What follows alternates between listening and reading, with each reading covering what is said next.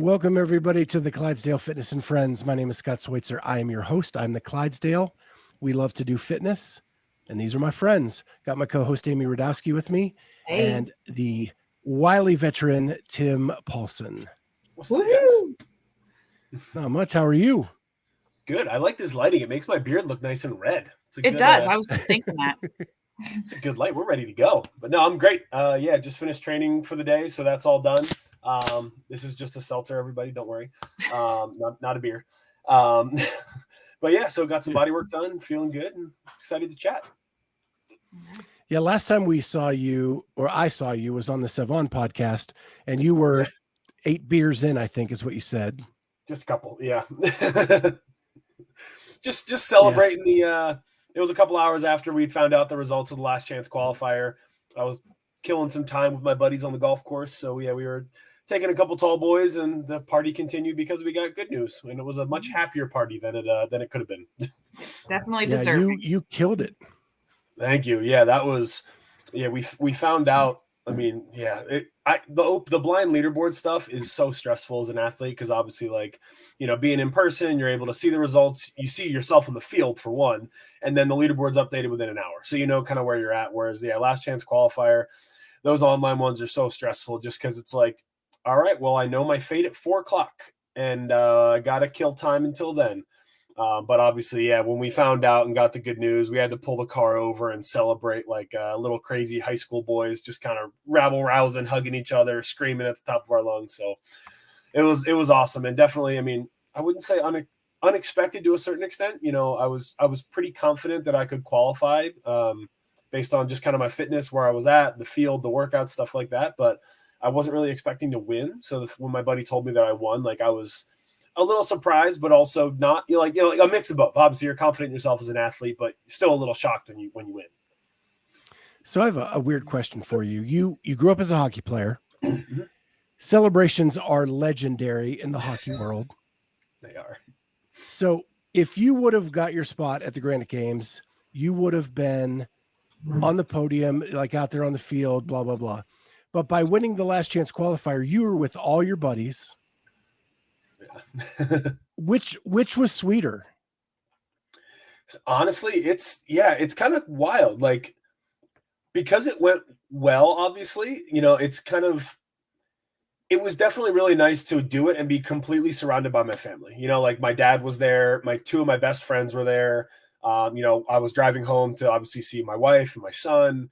We had some other friends at the house as well. So it was definitely very sweet to get to celebrate that moment with some of the people I care about most in the world. And obviously some of them would have been at Granite Games too. But to have that immediate feedback of I won, big hugs, was definitely really cool. And I mean, it's something I'll always remember. From kind of my athletic career, I've qualified for the games a lot of different ways. I've qualified through the Open, I've qualified through semifinals, I've qualified through a Last Chance Qualifier, and they're all special in their own way. And this one definitely will be the same. It was atypical, and it was not the way I was hoping to qualify this year, but it was definitely very special. And it was very cool and a very big confidence boost for me, kind of, to put up those performances and to beat some really fit guys only a couple weeks out from the games. Yeah, and you're going to start off 6. Yeah, this will be my sixth straight CrossFit Games, which is pretty wild to to think, to kind of take a step back and appreciate, because as an athlete, you're always in the day-to-day, you're focusing on your process, you're just trying to focus on getting, executing as well as you can, getting better than you were yesterday. I think that's the mindset that a lot of the top guys in the sport have. You're not really concerned with the big picture at any point in the season, other than maybe a few times when you take a step back. And it's been that way for years now, it's been just such a rush of Open, semifinals, regionals, whatever, games, small off season, back to the grind. There's not a whole lot of time to really step back and appreciate what I've been able to do over my career. And I think part of that is, I've made a lot of really great memories, and I definitely don't, I feel like I've lived in the moment a lot over my career, and I've taken a lot of really special moments away with me. But not until I'm done, I think, will I kind of be able to step back and really appreciate the gravity of, just what it means to be at the top of the sport for so long. That definitely has not settled in, partially because I'm not done yet. So. Yeah. When you go over 5, you're in that upper pantheon of people who have been in the sport a long time. And I know that you're not laying back and enjoying it right at the moment, but at some point you will, and you'll share that with your son and all of that kind of stuff. The weekend didn't start off as good as I think you hoped, but then it like lit fire into a huge combustion because you started 14th and then second, first. Yeah. Strong finish.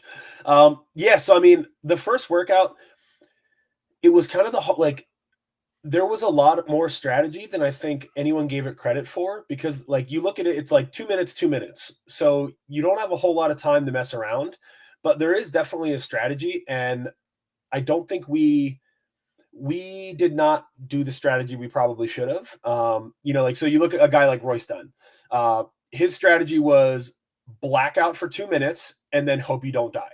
And it worked out really well because he got 24 bar muscle ups in the first, his score was like 30 and he got 24 reps in the first window. So like, whereas we were of the mindset where like, okay, well, maybe we try and split 15, 16, and then, 14, 15 on the back. Like that was kind of our thought process because our target was 30 reps. We thought that would be a good score. And it was top 5. Like that was a very good finish in the workout. I think a lot of the guys that did well went ham on the first window and just sold their soul and then just kind of let it fall apart in the back, which didn't really occur to us just to even try that. We didn't think that would be a wise strategy. And it turns out it was what a lot of guys did. And it was what a lot of the guys did who did well. So I think that was maybe a little bit of strategic, kind of a strategic fault on our end.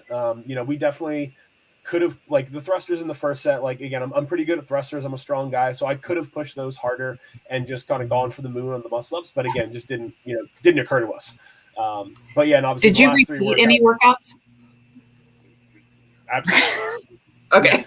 I think just the culmination of the weekend, especially as they got longer, they got more volume demanding. Like, yeah, you could have maybe repeated the first workout, but even then, I mean, slamming out 80 thrusters and 80 bar muscle ups instead of 40 and 40. Obviously, I'm exaggerating a little bit, but like that's a big difference. And especially knowing for me that the next 3 workouts were all pretty good. Like they were pretty strong events for me as long as I executed them.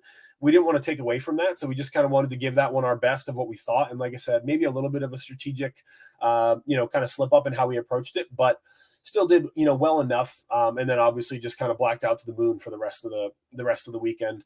So yeah, it was definitely a weakish start, but strong finish otherwise. Yeah. I loved that first workout. I wish so bad that we could have watched it. Yeah. That one would have been very cool. I mean, honestly, a lot of the events other than event 2, maybe not as fun to watch as a race because obviously most of the workout was on the rower. But I mean, event 1, event 3 would have been awesome to watch in person. Like especially if there's like advancing barbells down a floor, or, like that would have been a really cool one to see people race on. And even event 4, I mean, if you toss it up to a semifinal, you advance the box every 10, like that could definitely be a cool one to watch as well, as much as it's, again, not really the sexiest workout in the world to watch. But yeah, event 1 also would have been a great workout to be racing, just as an athlete, that would have been a really good one to kind of know where other people were. Especially because the last 3 workouts were very much, I would say, like kind of internal workouts. Like you have a certain level of comfort fitness and you just need to stay at 90% pace and you need to have the throttle down the whole workout. There was no strategy on event 3 and event 4. It was just, you need to work really hard. That's it. Like, there's no coming out slow, then speeding up. It's like, no, you got to go at the pace that you think is intelligent and ish. And you just got to hold it and stay uncomfortable the whole time. Whereas, yeah, event 2 had a little bit of strategy, obviously, as far as not blowing yourself up on the row or knowing what you could do on the handstand walk, stuff like that. Yeah, why I love watching you so much is where your strength is and where it's time to hit the gas, right? And so you can see it in a workout. Tim's just doing his thing. He's not getting sucked into everything else. And then now it's time to go. And that first workout is one of those where people could get sucked in. Yeah. And it would have been fun to watch. I mean, especially because most of the guys were sending it anyway. Like, like again, Royce went unbroken for 20 thrusters and then just hung on to the pull-up bar until he couldn't, until time ran out. Like that would have been, if I'd seen someone doing that out of the corner of my eye, I might have been like, screw the strategy, off we go. It's a 2-minute workout. Like, let's just kind of figure it out. But yeah, the other three, I think they were great tests, and they set themselves up well for me because they were very much race yourself workouts, like the rowing workout, it's, you have to row the pace that you think you should. Like, you can't get caught up in trying to row someone else's pace because it might mess you up for the handstand walks. Event 2, it's just a grindy workout. It's easy to bleed time. Like if you're running a little too slow, if you're taking an extra breath in between reps on the barbell, but that's just an internal thing. Like if someone else next to you isn't taking a breath, that's not going to change how you approach that workout, for me anyway. And then same thing for the last workout. I mean, honestly, I was pretty much blacked out from after the first round. I don't remember much of the second round. So even if I was racing, I don't think I would have seen another soul, if I'm being honest. Wow. That's awesome. So let's talk a little bit of the Granite Games. I talked to you, I think it was like Saturday event 4 after the Minnesota mashup. Yeah, I think it was Saturday morning, Saturday midday, like Saturday afternoon after the first event. Yeah. And you, in that event, you were in last place in your heat coming into, I think it was muscle ups. Yeah. And that was you told me flat out, that was the plan. Yeah. And then you hit the switch and boom, there goes Tim. Yeah. I mean, that worked. Like, my coach has definitely yelled at me in the past he's like, remember, you can't do that in all the workouts. Like sometimes you need to come out with the field and then, you need to race at the front. He's like, but depending on the test, depending on where my strengths lie, like obviously he knows that he knows that at this point I know myself well enough that, when a workout that's long like that with a lot of volume, he's like, I know where to push and where not to. And, that was like, it started with GHDs. We're obviously not going to push that movement. It's not strong for me. So I was already behind there. And then at that point, it was just kind of staying in my lane because I knew that the workout was, for the most part, going to be won or lost coming out of the muscle ups. So who handled the muscle ups the best? And if you went a little too hot going into them and you fell apart a bit there, like that could definitely ruin your workout. So I knew that going into it. So my only strategy for that workout was to get to the muscle ups feeling good so I could attack them. And I could, make sure that I knew I'd hit the split that I wanted to there. I could not bleed 30, 45 seconds over the field, because after that, it's just we like to call it a full googie workout. Like you're just kind of like, after the muscle ups, it was just black out and go. It was like double unders, wall balls, more wall balls, the clean and jerks. Like, at that point, it was just a fitness workout. And I was like, if I can get out of the muscle ups in near the top of the pack, I know I have enough fitness to execute the rest of the workout. So it was just making sure that I got to that point in the workout where I needed to be so that I could put the throttle down and try and make some moves, which I did. So yeah, that one was a pretty solid execution on the whole. I was pretty happy about that. And the exact opposite would have been, oh, go ahead, Amy. Go ahead. It's my internet. I'm so sorry. So we've heard several athletes kind of talking about the platforms. And so when you were doing the strength event, did you notice that the platforms were slippery, or were you just like, this is just a regular day, here we go? No, the platforms are kind of a dumpster fire. Not because they were slippery. They were actually really good about, like, they brushed them off before every heat came out. And, obviously I had my shirt, so you could kind of wipe it off if it was a little chalky or anything like that. Granite Games, you're on a field, so there's some of those black granules, but like I said, I was just very cognizant about hitting my feet before I stepped on the platform to knock any of them off so that I didn't have any slippage. But honestly, the pain in the butt part was that the rubber platforms outside of the wood were all very uneven. So my first clean and jerk complex, I hit my first clean, I was good. And then when I went to touch and go, the second one, the barbell hit unevenly and bounced funny. And like, that kind of set me up. I was like, oh shit. And then the third clean was the same way. It hit between two tiles, bounced funny. So it just made it a little obviously harder than it would have been otherwise if you were bouncing, if you were touching going off of a clean surface. But I was able to adjust for my second and my third complexes. I was like, okay, you need to set the barbell up differently. Like you can't lift off of the kind of the 2/3 mark of the platform because you're going to be on a crack. So you need to either lift right in the middle or you need to lift right on the front. So kind of know where your miss is going to be. Like if I'm going to miss a clean, I'm probably going to miss it in front of me. And I generally don't miss jerks. So I was like, I wasn't worried about that. So I was like, all right, during the cleans, line up in the front because, I have a tendency to jump back a little bit when I lift. So I was like, okay, rather than jumping back to the edge of the platform, make sure you're far enough forward for the jerk. So it required a little bit of adjustment. And obviously an ideal situation, those the little squares that go up, again, they're just kind of a pain to lift off of sometimes, but you can make adjustments. And I wouldn't say it affected the event much. It just required some adjustments during the first round of the complex. The other event on day one was the version of Fran with the handstand walk thruster. You won that event.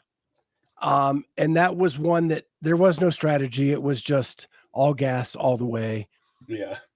To the point where there's a lot of people talking about how the transitions are actually turning into a movement. 100%. For that workout, you almost had to follow the bar down and your hands down for the handstand walk and right up and go. Yeah. I mean, definitely. And like you see, like the speed ladders at the games are another great example. Like, especially, again, examples like the clean and jerk ladder from 2018, like went light, next round got heavier, next round got heavier. And when those rounds are light, like how you jump over the barbell is going to save you a ton of points. Like how you press the bar down, how you leap over it, how quickly can you grip the bar? Like, depending on the event, I mean, transitions definitely make a difference. And, for that event, it was definitely true as well.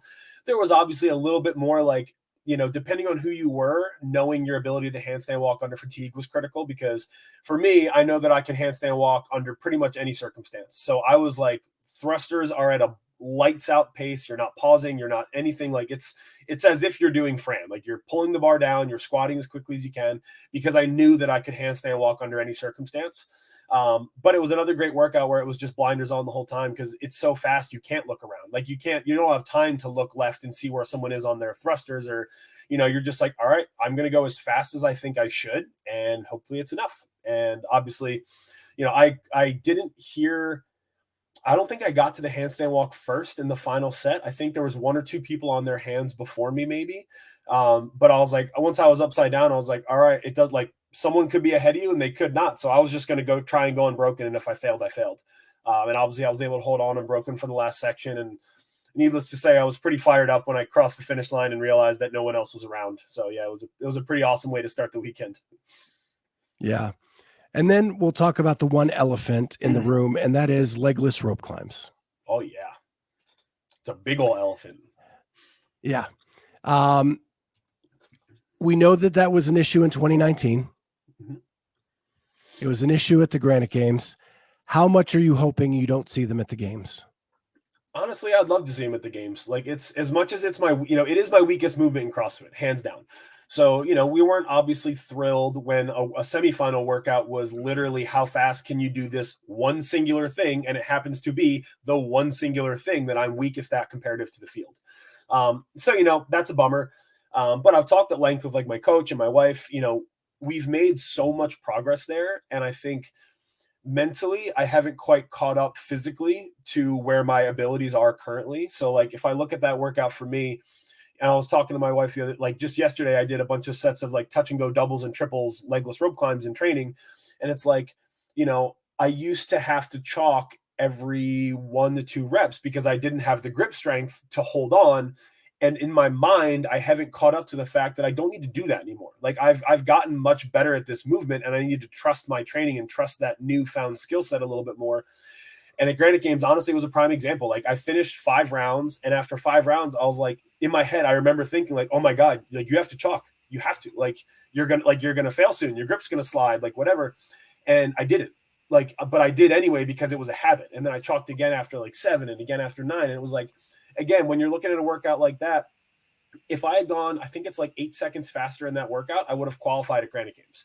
So it's like, 8 seconds is easily the 3 times I bent over for chalk during my runs, so it's like, it's little things like that where I was happy with the execution on game day, but I finished and I was like, shit, like I was never near failure, and I probably should have been. Like I should have been closer to failure if I was pushing that workout as hard as I could have. So, there's definitely a lot of learning to do. And like, obviously that's a big piece of training right now, is like trying to mentally match myself to my current physical capacity, especially in movements where I'm weak. Like, in movements that I'm strong, I have no problems being confident and just attacking. And now I need to start to change that mindset a little bit through training, through experimentation of like, all right, what do I need to do for Legless now? Because I'm not the same athlete I was 2 years ago. Like I need to figure out like, what is my new fatigue level? What, like where does the fatigue happen? Is it bicep? Is it lat? Is it forearms? Like, where do I start to feel it? How does that change my technique? So there's a lot to learn. And for a movement like that, where again, it is like, you have to ride the line really close, because like when they're gone, they're gone. And when they're there, and there's no in between. So yeah, there's a lot of learning left to do there. So, I mean, I would like to get a chance to test them out at the games. I would like that it wouldn't be just those. I would like to do something else with them. That would be nice. But. So the competition is getting better and better and better every year, which is a testament to you qualifying 6 times, right? As the competition is getting better, you are too. But because of that, the margins of error are getting smaller and smaller. So has CrossFit become one of those things where you have to push to the edge of the cliff and know where it is and hang there without falling off? Yeah, I mean, at the highest levels of CrossFit, yes. So like again, if I reflect on my weekend at Granite Games, again, I came 8th. I was in 6th going into the final event. I think I was only a couple points back. But so when I look at the weekend as a whole, like I missed a snatch in the Saturday night event. So the speed chipper with the power snatches, chest to bars, the more shuttle runs. I missed a snatch in the back half. I think it was like my 11th rep on the second set of 16. And I was powering, and all of a sudden I was in a squat, and I wasn't expecting it at all. And I'm generally good at that transition, but it just caught me by surprise. So I ended up in a squat, missed it forward, bar rolled off the platform. I had to pull it back on, and I blew up easily 15 seconds on that missed lift with getting the bar back, things like that.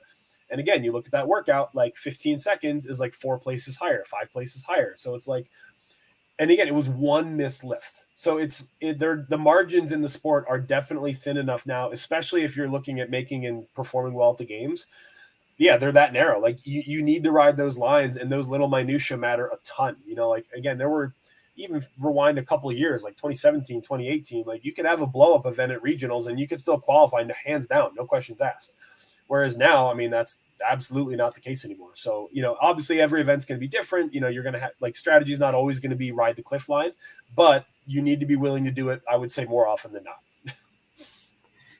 So the other elephant in the room is that somebody from Granite Games just recently tested positive for PEDs, which would have had a different outcome at Granite Games. Maybe not necessarily for your placement, and you might have still gone to Last Chance Qualifier, but it could have. And it certainly makes those athletes who are 6th, 7th, and 8th work that much harder, because then they have to compete at another event to try to qualify.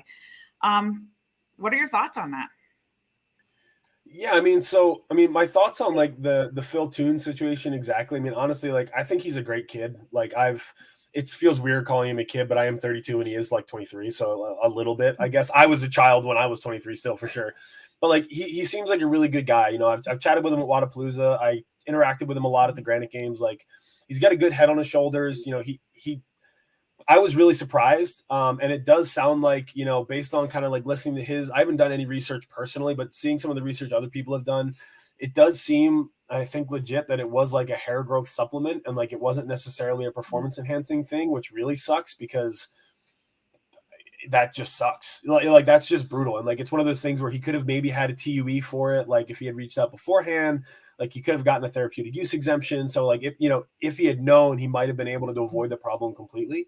But I mean, my thoughts on PEDs as a whole, like it's sport. People are going to cheat. Like people are going to try and gain an advantage. It's like, I guess to me, it all comes down to like, I mean, just morality for the most part. Like I could never cheat in good conscience, because it's just not, I don't believe in taking shortcuts, and I think, again, this is completely unrelated to Phil. I don't think Phil took shortcuts, but I'm saying you are seeing people like, you're seeing people just admitting like, hey, I cheated. Or you're seeing people like, claiming tainted supplement, but it's always tainted for the same 2 things, Endurobol and Ostarine. So it's like, is the contamination of those 2 things really that prevalent, or what's the kind of story here? So I definitely have some questions in there. But yeah, I mean, it sucks to see. but I think at the end of the day, I guess my dad raised me on kind of the good person theory. Like, you do the right thing, you work hard, and hopefully good things come to you. Like, that's the only way you can really kind of go through life. And that's the way I've always gone through it, is just trying to do things the right way. And if you keep doing them the right way long enough, hopefully you kind of get the results that you're looking for. I mean, as far as like tainted supplements go, I mean, I haven't taken a supplement in like 3.5 years. Partially because, again, like a study was done recently, as high as 20% of over-the-counter supplements contain a banned substance. And like, those are really bad odds. Like 1 in 5. That I wouldn't take, like, if you told me there's a 1 in 5 chance you would die, I would not do that activity. Like, like, it just seems like it's such a, with just how unregulated the supplement industry is. Honestly, like, to me, like, the risk benefit came down to, I was like, I don't think I'm getting that much benefit from my creatine, from my beta alanine, from my whatever, like, from my protein shake. I can eat chicken instead. Like, so for me, like I said, like 3.5 years ago, I just stopped taking supplements. And I've never felt better taking drug tests, because I'm like, I know that there's literally, all I'm doing is eating food. Like, so if something does happen, it would be, so I would say on the one end of the spectrum, maybe probably maybe too conservative, because obviously there's NSF certified supplements. There's things like that where they can batch test, they can trace it, they're held to a higher standard. But even then, I just don't want to take the risk. And I don't think that the upsides to my athletic abilities are that great that I'm willing to take the risk of possibly tainting my legacy as an athlete by failing a drug test. Like sorry, your reputation. Yeah, no, 100%. And my wife takes C4 in the morning because she's like, she works out at 5 o'clock in the morning before her son gets up. And every single morning I'm like, which cup did you use? And I'm like, you need to put that cup in the sink and you need to make sure it doesn't sit out, because like, I'm not drinking out of that cup. Like, it goes that far for me, as far as like trying to make sure that I don't cross any lines with that shit, because I'm just not willing to take the risk. So yeah, she has special designated cups. She puts them in a designated place, so I know that that's a C4 cup, and I don't drink water out of it. We don't use it. It goes in the dishwasher before I touch it. Mm-hmm. So yeah, like I said, maybe a little too far on one side, but I mean, that's, again, part of the price you pay. Well, first of all, we appreciate that your wife uses our sponsor as her wake up juice in the morning. So that's awesome. Second, our co-host Kat is producing, and she was saying that better safe than sorry. It's a good line to live by. And I've talked to other athletes, like they won't touch anything either. Like, the story is, I think John Woolley said he took a bar, like a protein bar, into Cliffside with the Panchik twins and offered one up to them. And they were like, absolutely not. Like, I don't know where that is. I don't know what it's, Yeah. And again, so I don't think you're the only one. I would hope not. And yeah, it's definitely like Fraser not using a steak knife. 100%. Sometimes it's a little stupid shit that trips you up. And like, that's the last thing you want as an athlete or as anybody, like, yeah. So I'm very careful about how I pick my son up in the weeks leading up to competition. Like, last thing I need to do is tweak my back trying to pick up a 35-pound wriggling sandbag. Like, yeah, it's all the little things for sure. And so, well, I guess that's part of the reason why I was bringing up that these people that had to then maybe potentially go out and do another thing like the Last Chance Qualifier, when maybe they could have qualified with the others, because what if that gives them potential injury because of overtraining and whatnot? No, I mean, it's all there. Like, I mean, this season has been long. I mean, we've been riding a fine line for, I mean, luckily I've been at this for almost a decade. Like, my coach and I have a really good relationship. I know my body really well. Like, my wife's a physical therapist, so like, she can really kind of help me with kind of keeping injuries at bay. Like, if anything feels even remotely off, she can give me some things to do, to work on, to avoid things like that. So, especially as I get older, like, training smarter is definitely at the highlight of what we do. Like, I'm not as concerned. Like, if I have to modify training day because something feels off, totally fine. I'm totally happy with that now. Whereas when I was younger, that was definitely not the case. When I was 24, 5, 6, I was definitely doing stupid shit all the time. And yeah, Austin's got a good, I was chatting with Austin a little bit the other day. I was like, yeah, you still feeling fit? He's like, yeah, luckily Last Chance Qualifier. And I mean, I think even talking to my coach a little bit recently, like, we usually train for anywhere from like 6 to 8 weeks leading up to the games after a regional or a semi. There was one year where I qualified out of the open and we were training for the games for like 6 months. That was way too long. So this year is actually interesting because we were training lower volume, higher intensity stuff up until the Last Chance Qualifier, because that's what semifinals demands. That's what the Last Chance Qualifier demanded. So our games prep period's only like 3 weeks.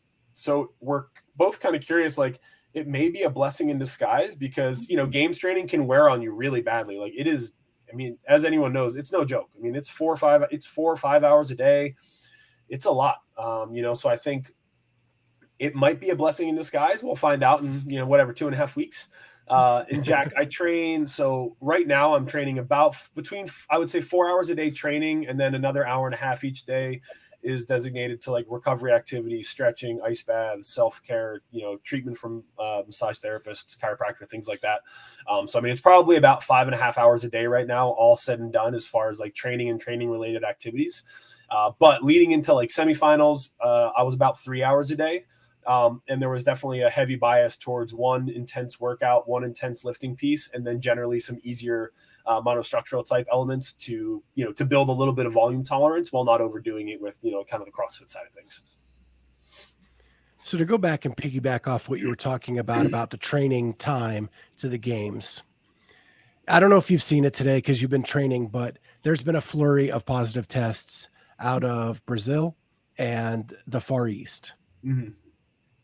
And there's been talk about, should the season be compressed on the front end to give a little more time on the back end to get a leaderboard stabilized in time for everybody to have a fair shake? Yeah, I mean, honestly, I'd be all about it. I think, especially as an athlete, I would love a little bit more. I would love for the intense pieces of the season to be closer together, because that allows for better off seasons. That allows for better training cycles. It allows for a little bit more development as an athlete, rather than, having to go right from one thing to the next. Whereas like, if we do the open and the quarterfinals are pretty close together, that's nice. And I think especially with the way the season's laid out now, where for your top athletes, the open and the quarterfinals are relatively low stress. Like as long as you perform well, you should make it through both of those phases. So, speaking for me personally, I know some of my friends at the high levels have done this as well. Like, you really start training during the open, and you really kind of are still building during quarterfinals. Like you're not necessarily peaking for quarterfinals if you're at the point in your career where you can trust that you have the fitness to stay in that top, whatever it is, 120, 60, whatever your region is. So, I mean, I'd be all for, having semifinals a little closer to quarterfinals, because I think a lot of athletes are in a build-up training block through those periods anyway. So like if from the open to semifinals is, let's say, 6 weeks, or, like maybe 6 to 8 weeks, like that's a good normal training block. And like, so you could be building up through the open, through quarterfinals, peak for semis. And then if you have a longer block to the games, same thing. Hopefully you could have 6 to 8 weeks there, do 2 mini cycles, whatever it is. So I'd be all for it, but it would definitely require a lot more, kind of administration on CrossFit's end, as far as like finalizing leaderboards faster, doing video review faster. So it definitely front loads their responsibilities more, but I think it's definitely doable. Like it's not outside of their purview, I would say, in any sense.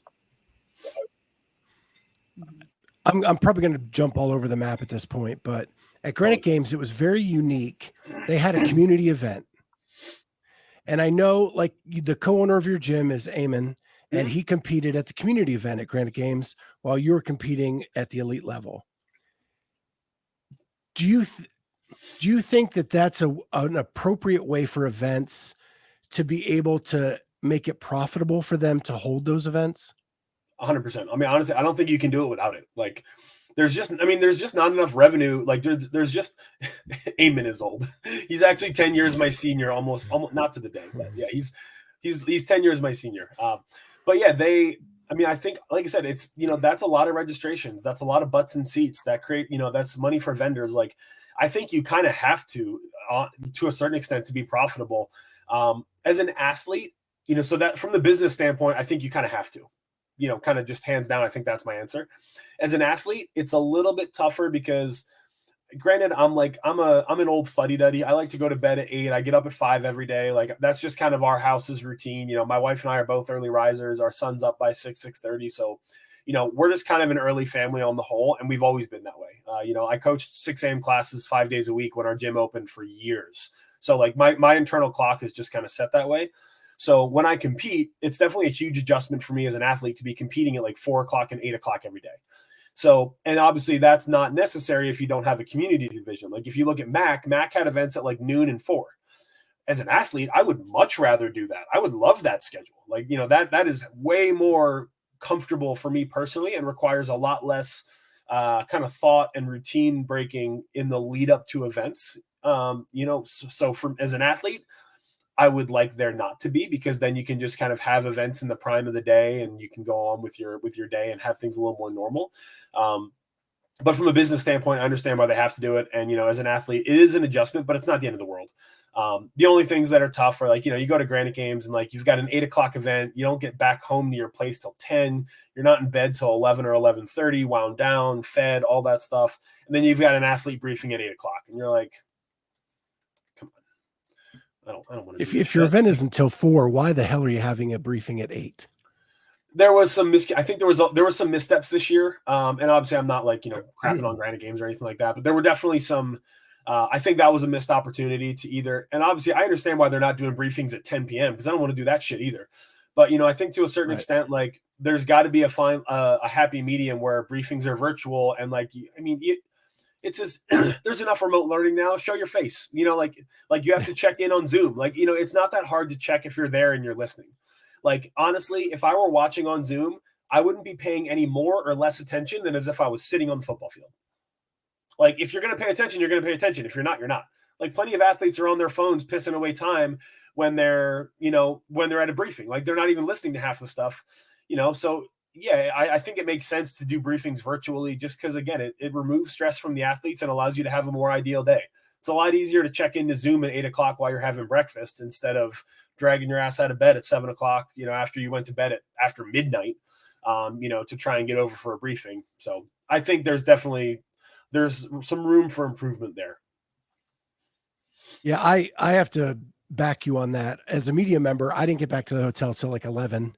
Oh yeah. And then you do Uber Eats and there's like 3 restaurants open and you have very limited selection in what you're buying.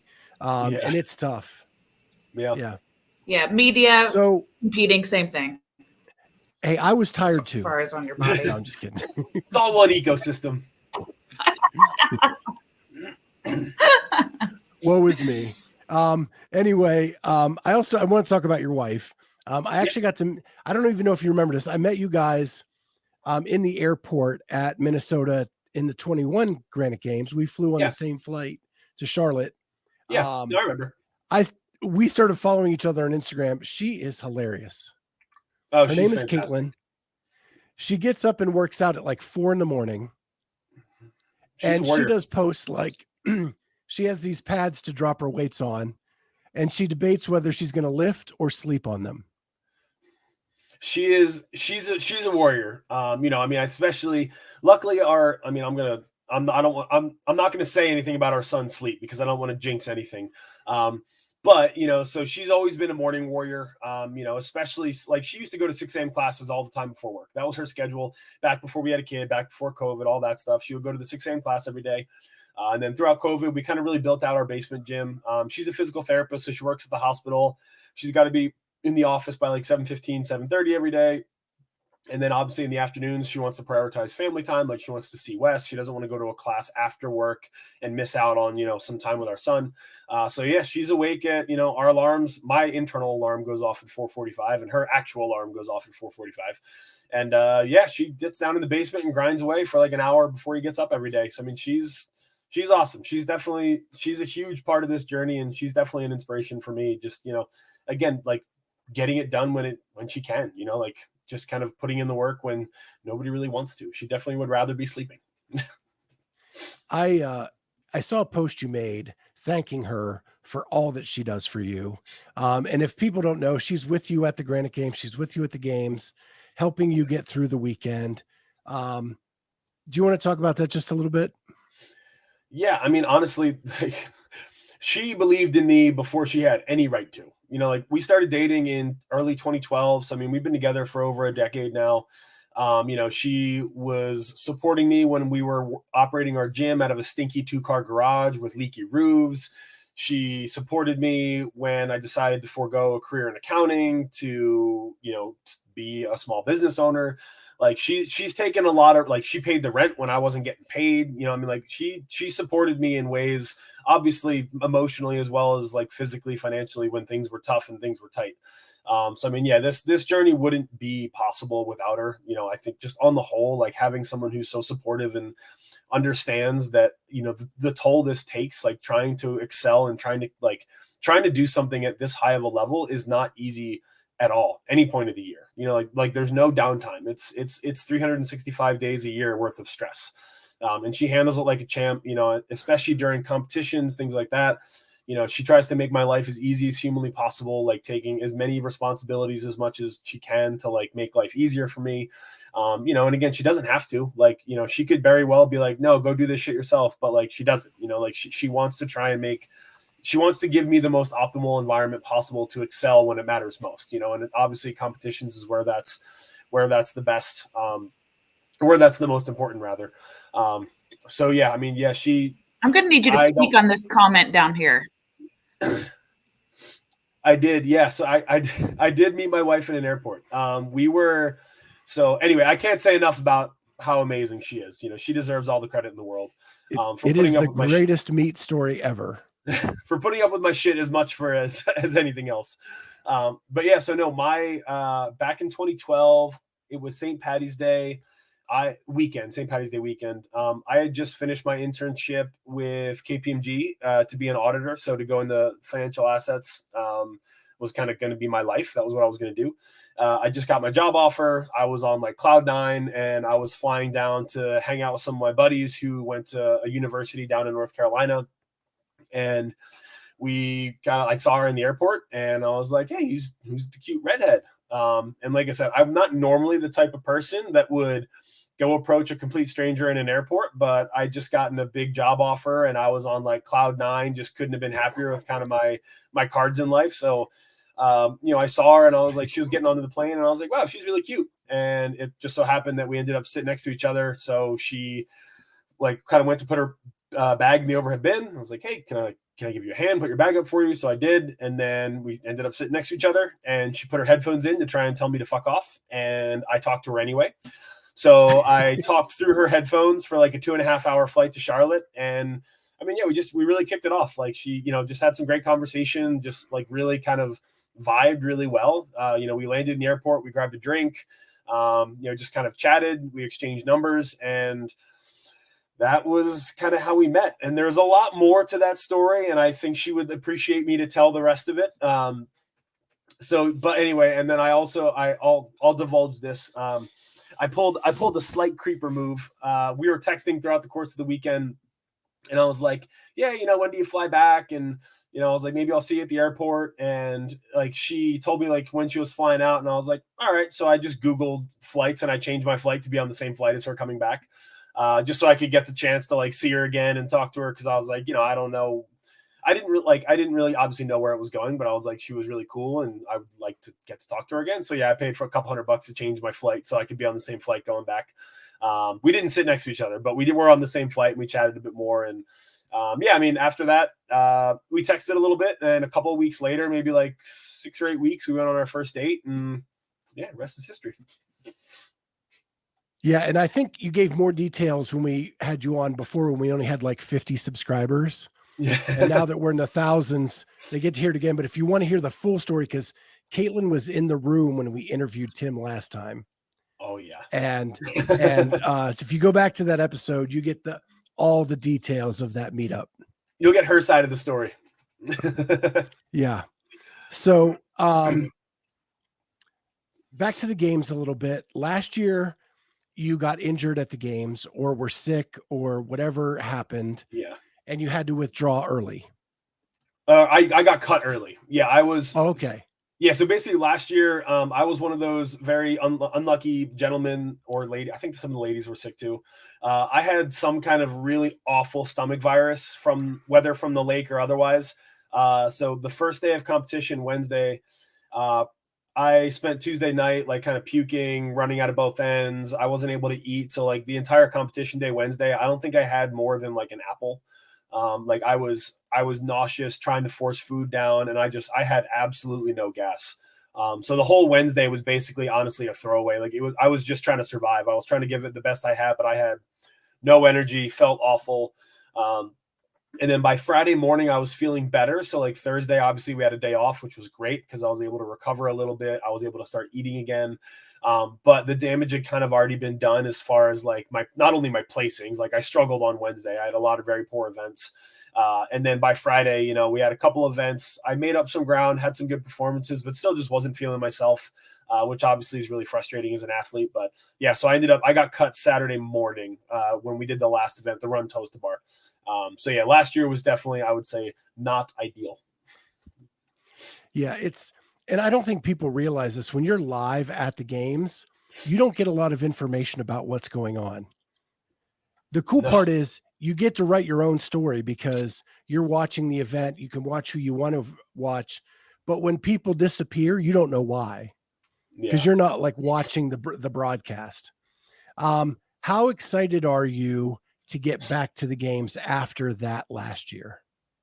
I mean, honestly, I think every games trip is really special, you know, like for all their own reasons. Like the first qualification is obviously something incredibly special and kind of incredibly grained in my mind, just like getting there for the first time. And every other games trip has been special for other reasons, you know, whether different phases of life, different memories at the competition, executions, like, you know, all these things.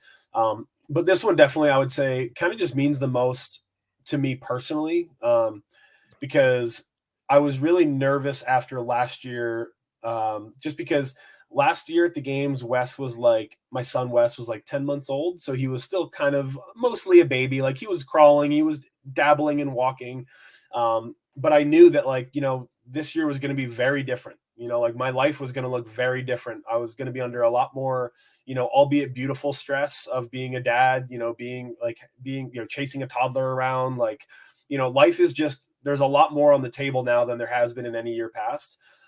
So to be able to kind of maintain my focus and, you know, balance these priorities of being a father, running a gym, being an athlete, like to be able to kind of keep those balls in the air, father and partner, of course, to my wife.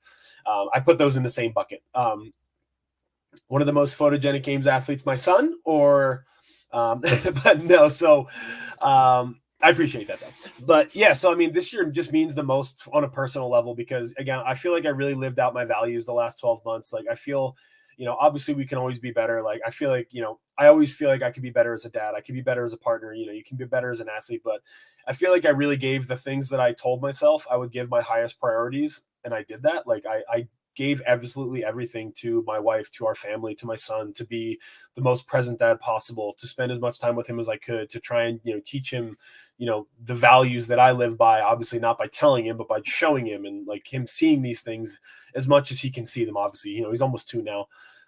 So I think this one just means a lot more because I feel like the impact of the last 12 months of my life has been the most significant, you know, as far as how I've been able to impact my son, impact, you know, myself as a person, kind of, you know, through growth that way.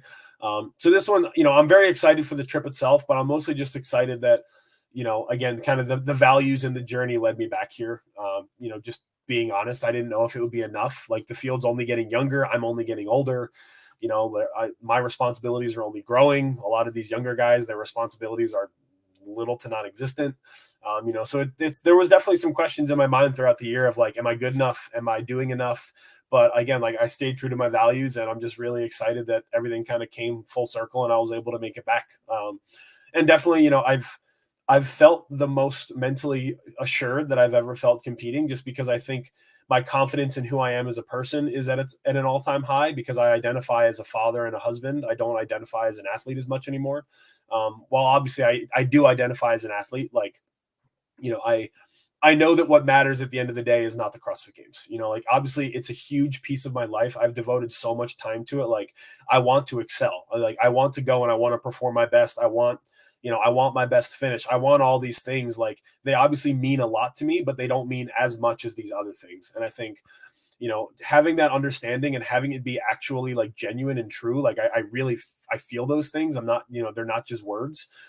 It allows me to feel a lot more free than I've ever felt competing, because again, it's like, I'm just out here to be myself, to show off my hard work and to execute, You know, the leaderboard doesn't stress me out as much as it used to.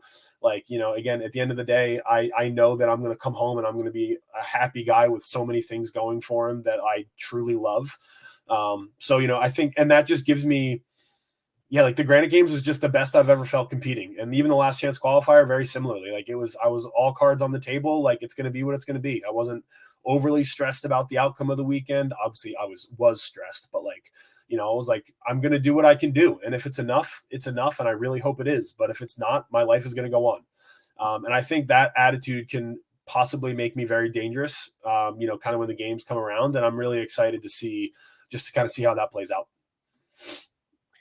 So a couple quick things. First, you said the phrase dabble and walking. I love that. That sounds like what I would be after 8 beers in on the golf course. That's also fair. Two, I met your dad at Granite Games. He said some really nice things to me that touched my heart very much. And I can see what you get from him. How was he as an example, as a father that you have kind of moved toward with your son? Yeah. I mean, yeah, I have a really great relationship with both my parents. I'm incredibly thankful for my upbringing. Like they instilled in me a lot of things that I didn't realize until obviously I became a father.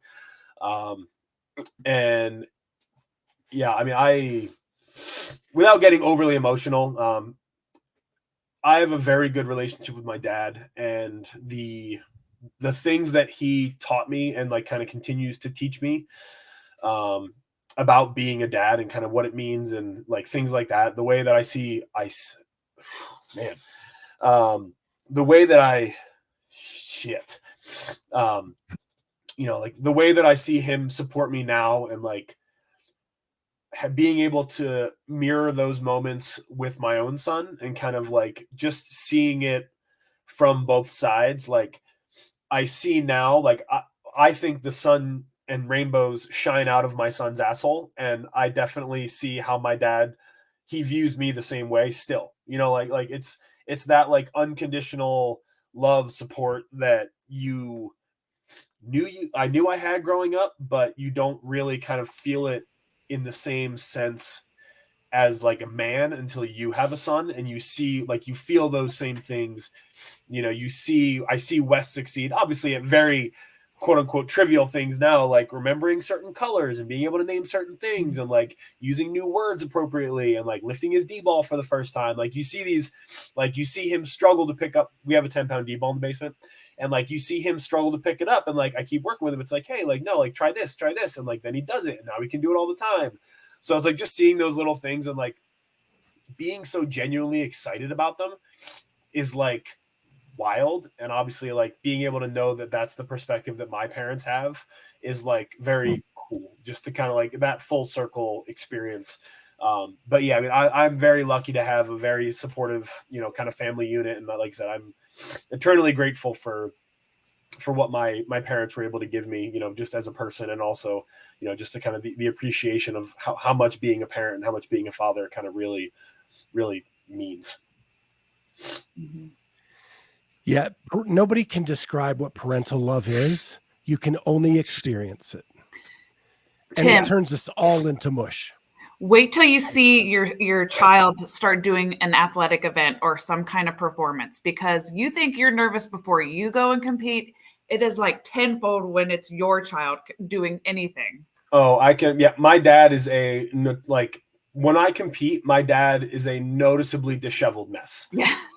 Like my mom, you know, like so at the Granite Games, my mom and Wes and Caitlin, they were on the Jumbotron at various points. Like after I won the first event, they were up there.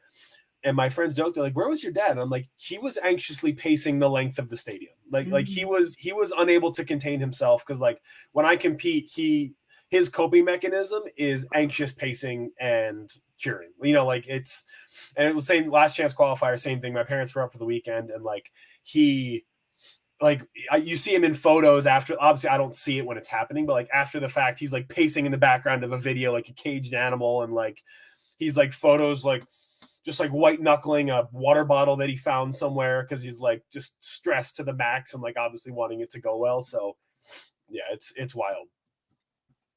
So, Kat, can you pull up the Castro question? So this is going to be your first games without Dave Castro doing the programming. Yeah, crazy. You've gotten a taste of it through the Last Chance Qualifier, which many athletes will not have had unless they tested it themselves. Are you excited about what new could be coming, or are you nervous about what new could be coming? I would say as an athlete, indifferent, because when you show up, all that matters is the workout in front of you. It doesn't matter who wrote it. It doesn't matter if it's hard or easy. It doesn't matter if it's wheelhouse or not. Like, you show up to take the test. And, I think when you kind of, as an athlete, you have to relinquish any sense of control that you have whatsoever and live in the moment. So as an athlete, it doesn't make a difference to me. As a fan of the sport, which obviously I am as well, super intrigued because, I think Boz seems to have a somehow more classic spin on CrossFit than Dave did. And like, obviously Dave stuck to the core tenets of CrossFit a lot.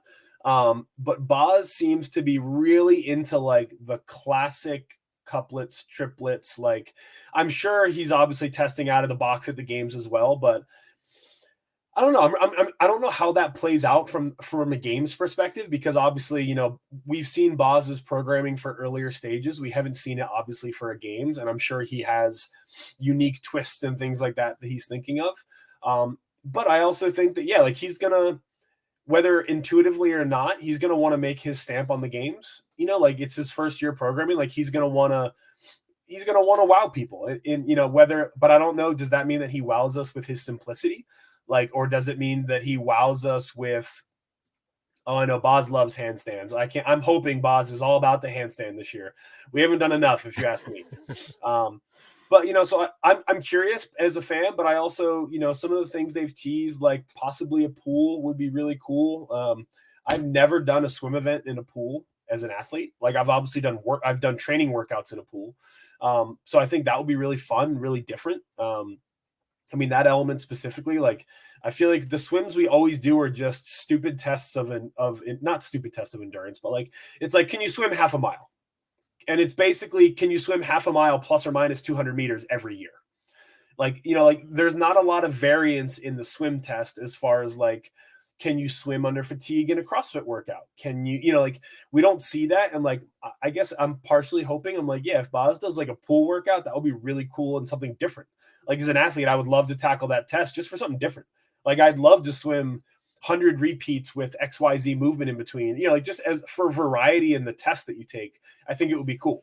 But yeah, I'm definitely curious to see what he does. But like I said, as an athlete, I'm not focused on it at all. As a fan, I actually like the pool workouts better.